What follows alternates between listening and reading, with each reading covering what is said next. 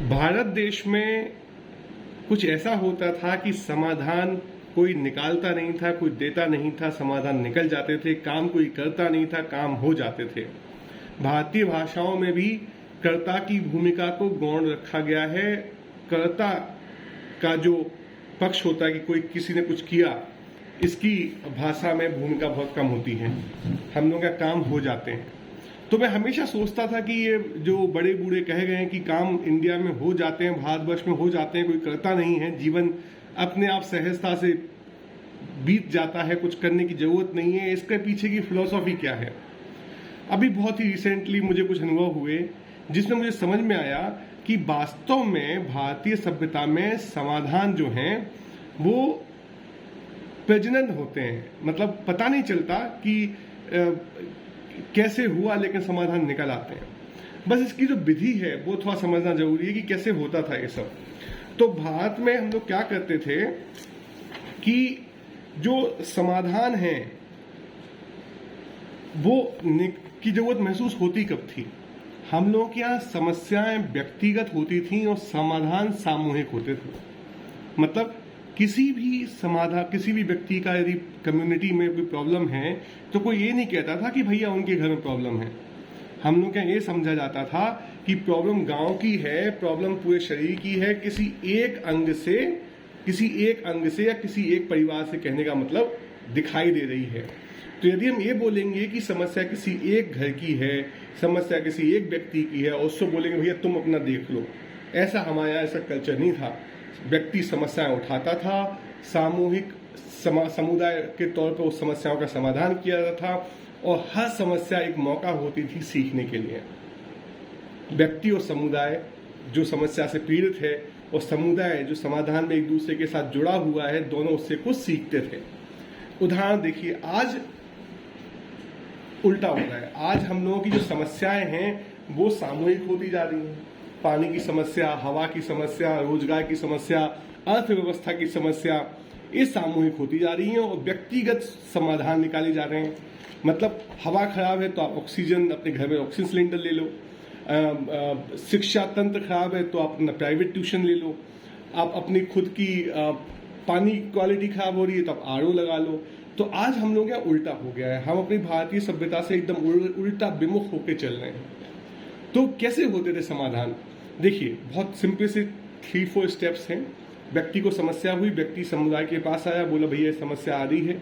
समुदाय समझ गया कि आज इस व्यक्ति के पास आई है, कल हम सबके पास आएगी। समुदाय ने तुरंत एक्शन लेना स्टार्ट किया। उसका पहला स्टेप होता था, सब लोग बैठ के यथार्थ को जैसा है वैसा समझते थे। एक मत बनाते थे समस्या को समझने के लिए। समाधान की कोई जल्दी नहीं होती थी।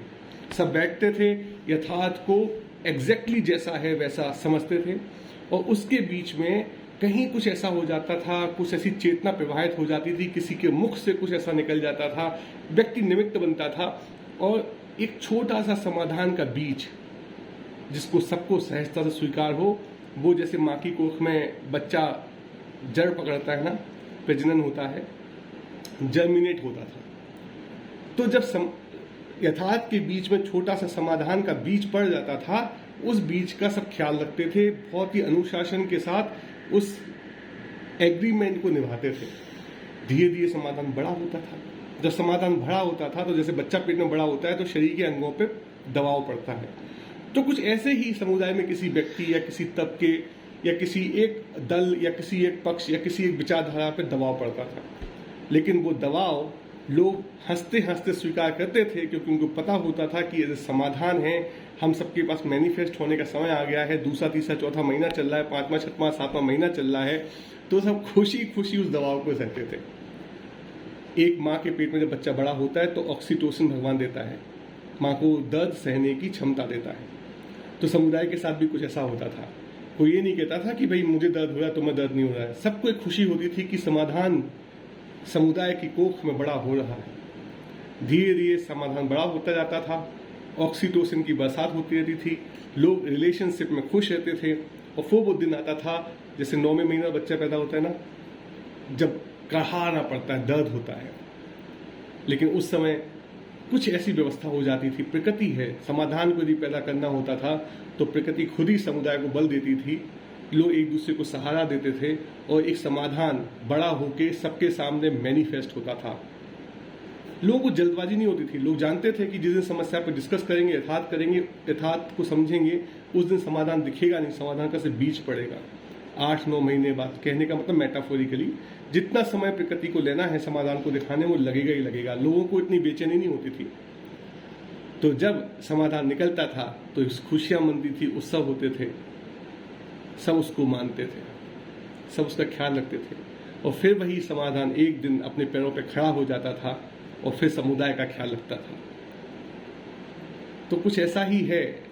जब कहा जाता है कि भारतवर्ष में हर चीज हो जाती थी, वो इसलिए होती थी हम बेचैन नहीं थे, हम धैर्यवान थे, हम समाधान की जल्दबाजी नहीं करते थे, यथार्थ को समझने की जल्दबाजी करते थे, चेतना को मौका देते थे समाधान को हमारे समुदाय की कोख में रखने के लिए, और धीरे धीरे उसको बड़ा करते थे, उसको पोषित करते थे अपने विचारों से, अपने सत्संग से, अपनी पॉजिटिव वाइब से।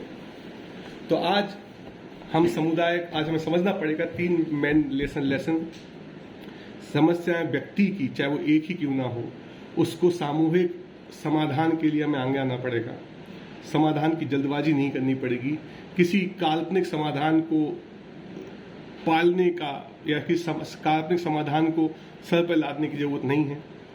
धैर्यवान बनिए। प्रकृति के पास समाधान हमेशा उपलब्ध होते हैं, हमें सिर्फ समय देना है। और तीसरा, व्यक्तिगत समाधानों से दूर हटना है। आज पैसे ने हमें एक ऐसा अंधविश्वास क्रिएट कर दिया है कि हम व्यक्तिगत समाधान नहीं कर सकते। व्यक्तिगत समाधान एग्जिस्ट ही नहीं करते। यदि एक समाधान एक व्यक्ति के लिए समाधान है, दूसरे व्यक्ति के लिए समाधान नहीं है, तो वो समाधान ही नहीं है, क्योंकि सत्य आधारित समाधान सबके लिए समाधान होता है। हम समाधान प्रजनन, समाधान प्रसव से लेके समाधान जर्मिनेट होने से लेके समाधान की डिलीवरी तक का जो समय है, ये हम सब लोग एक दूसरे का हाथ पकड़ के, एक दूसरे का ख्याल रख के यदि हम वो समय बिता सकें तो हम शायद मानवता बची रहेगी। यदि हम जल्दबाजी में एक काल्पनिक समाधान को ला देंगे तो आगे समस्याएं और बढ़ेंगी। तो या तुझको